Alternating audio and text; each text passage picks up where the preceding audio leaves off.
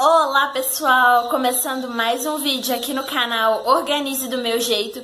E o vídeo de hoje, gente, é um vídeo para vocês me conhecerem um pouco mais. É uma tag que se chama Coisas que Ninguém Perguntam. Pessoal, eu não conheço a pessoa que criou essa tag, eu vi ela lá no canal Espelho dos Sonhos. Então, eu resolvi responder porque a Soraya do canal deixou ela em aberto para quem quisesse responder. Bom, pessoal, a primeira pergunta é a seguinte: um trauma da sua infância? Bom, pessoal, eu não sei se pode dizer um trauma, porque eu me considero uma pessoa, graças a Deus, que na minha infância eu não tive traumas, assim, muito sérios. Mas uma vez eu tive um gato, um filhote de gato, e os meus pais não gostavam de gato. Então, um belo dia eu acordei e o gatinho tinha sumido. E a minha mãe, depois de uns 2 dias, me contou que o meu pai tinha achado uma outra menina que morava um pouco pra cima da nossa casa e que ela já tinha vários outros gatos e o meu pai deu o meu gato pra ela. Então, assim, isso me marcou um pouco, eu até fiquei um pouco insegura de ter qualquer outra coisa, achando que os meus pais poderiam se desfazer deles, mas é algo, então, que me marcou. Uma outra pergunta é, uma saudade. Gente, eu tenho saudade de uma época que eu e a minha prima, o quintal da minha casa era assim, hoje ele é mais ornamentado, o quintal da casa da minha mãe. Mas antigamente ele era bem rústico. E na casa da minha mãe, gente, uma vez trocaram a janela, era porta e janela, que nem é essa aqui minha, ó. Só que ela tinha umas cabines assim, e entre esses ferros tinha o vidro. E aí, quando tiraram o vidro, essa janela ficou encostada lá no quintal por muitos anos. E eu tenho muita saudade, gente, de uma época que eu e a minha prima brincávamos que aquela janela, que era cheia de portinhas, era um ônibus. E, gente, a gente brincava horas e horas ali naquela janela. Era uma janela imensa, porque a gente era pequena, né? Então eu tenho saudade de quando eu e essa prima, que a gente morava perto, nós temos a mesma idade, a gente era muito apegada uma à outra. Então, eu tenho muita saudade dessa época em que eu e a Marina éramos grudadas uma na outra. A gente fazia tudo junto, gente. Era muito bom. Um arrependimento. Um arrependimento, gente, é o seguinte.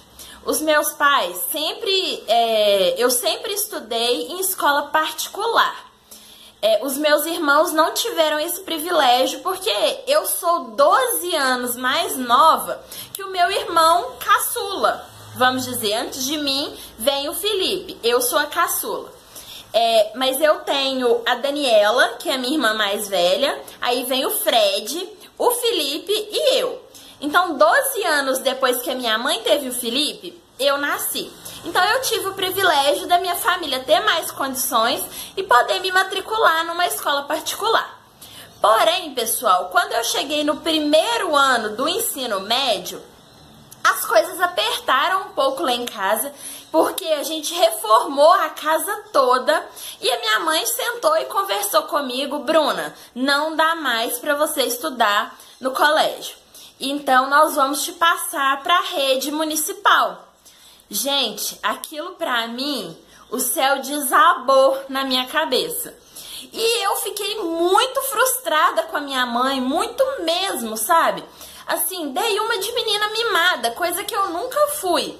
Por mais que eu estudasse num colégio particular, que eu tivesse ótimas roupas, ótimos brinquedos, eu sempre tive realmente um privilégio quanto a isso. Mas, gente, eu não soube lidar com aquela situação. E eu acho que a minha mãe, me vendo daquele jeito, ela ficou muito triste. E depois, pessoal, que eu me acostumei com a escola pública, foi até muito bom, porque eu conhecia a realidade de uma escola particular. Eu tinha uma ótima base de estudos. Aqueles 3 anos pra mim, que foi o primeiro, segundo e terceiro ano até eu me formar, foram, ó, fichinha, porque a minha base na escola particular tinha sido muito boa. Então, o meu arrependimento é ter dado esse surto com a minha mãe, sabe? Com os meus pais, de não, eu não quero ir pra escola pública, eu quero ficar com as minhas amigas.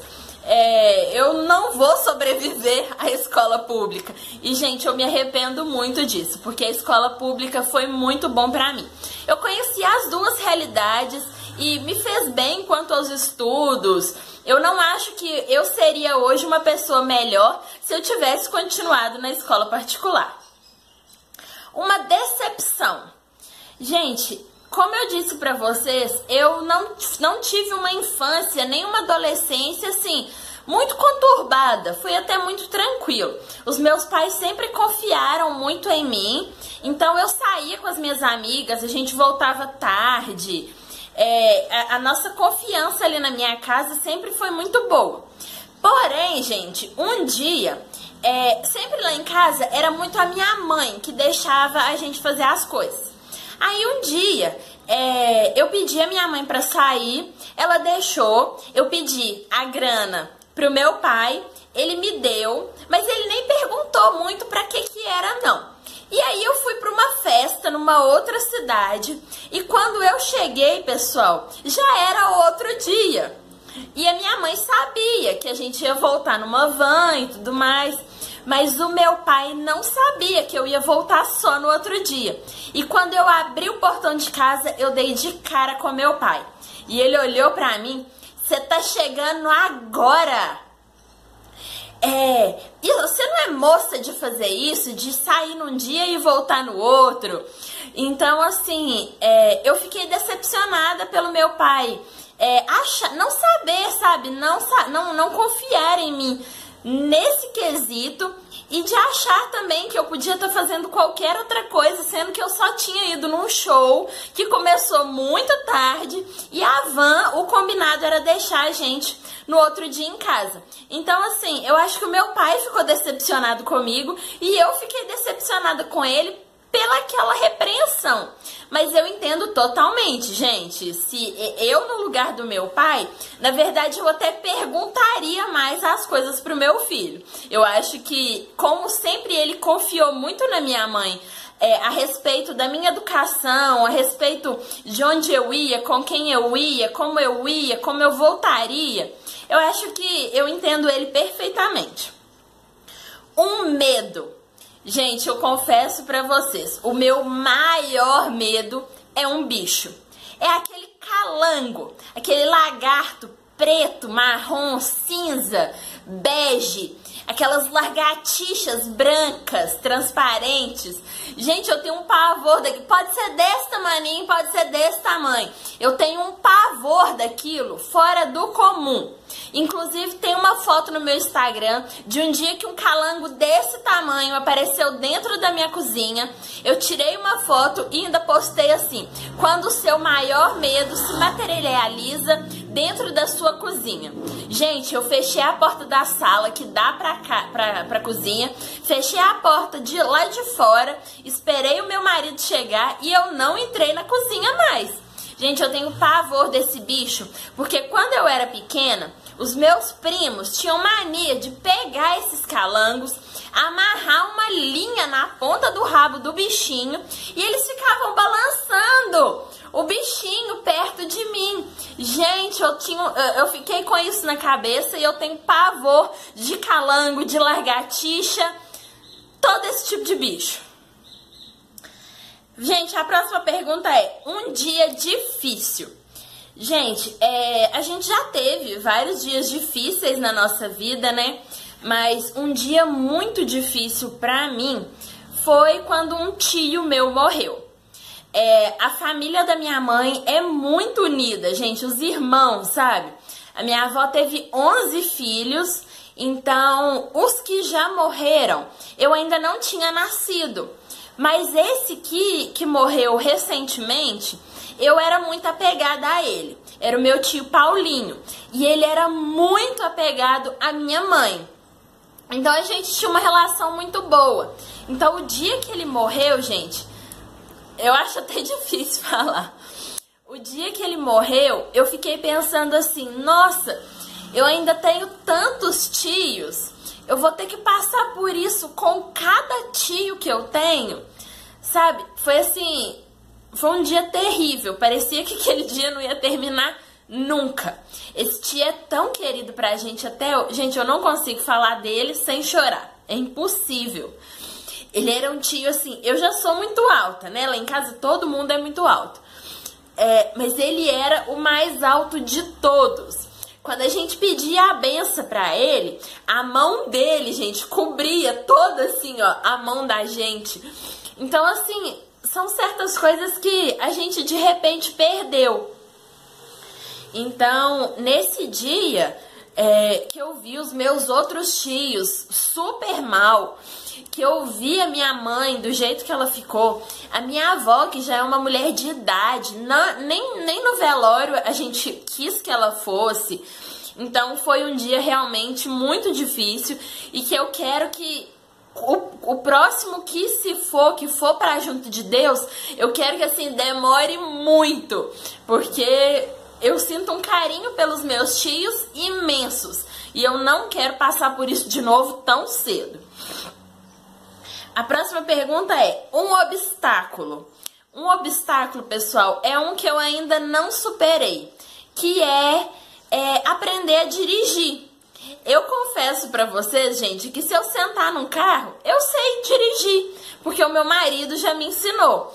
Porém, eu ainda não tive a coragem de ir até a autoescola. Olha só, eu já tô com 25 anos, eu tenho um filho pequeno e eu sei que tá passando da hora de procurar a autoescola. Então, eu acho que até o final desse ano, de 2019, estarei habilitada. Rezem por mim. A próxima é uma dificuldade. Uma dificuldade, pessoal, na minha vida sempre foi a matemática. Na escola, eu sempre me dei super bem com as outras matérias. Agora, a matemática e a física sempre me pegaram um pouco. O meu marido, gente, é professor de matemática, ele é engenheiro mecânico, então ele tem a formação em matemática e física, e ele já deu aula de matemática e física, porém, eu nunca fui muito assim da área exata, então sempre foi uma dificuldade na minha vida. Um susto, pessoal, eu vou contar um susto muito recente pra vocês. Eu já passei por outros sustos na minha vida, por exemplo, quando eu descobri que estava grávida, gente, foi um susto tremendo. Mas um susto muito recente foi com a minha mãe. Minha mãe estava podando as plantas no jardim lá de casa e quando ela se abaixou, alguma coisa enfiou bem no olho dela, gente, enfiou de perfurar. Gente, a hora que ela me contou, ela já tinha ido no hospital. A hora que ela me contou, ela sabia que eu ia ficar tão nervosa que ela esperou passar até a consulta do oftalmologista. Quando eu fui conversar com ela, ela já estava com a receita do óculos, já tinha mandado fazer um óculos novo, já estava tomando toda a medicação, mas ela ainda estava com essa parte branca dos olhos toda cheia de sangue. Então, eu falei assim: mãe, você quase ficou cega e nem me contou. Ela falou: Bruna, eu sabia que você ia ficar louca, desesperada. Então, eu preferi deixar a coisa se acalmar. Ela teve os meus outros 2 irmãos do lado dela. A minha cunhada, que é uma outra irmã pra mim. Eu sou apaixonada pela minha cunhada Natália. Então, eu acho que foi até melhor, gente, ela ter esperado pra me contar. Mas não minimizou o susto que eu tomei. Nossa, não quero nem pensar se alguma coisa pior tivesse acontecido com a minha mãe. A última pergunta, pessoal, é: uma alegria que superou qualquer susto na sua vida. Uma alegria, pessoal, eu acho que, assim, sem dúvida, foi o nascimento do André. Porque eu tive um parto. Todo parto é parto, gente. Não é fácil. Eu não acredito em mulheres que falam assim: eu não senti nada para ganhar o meu filho.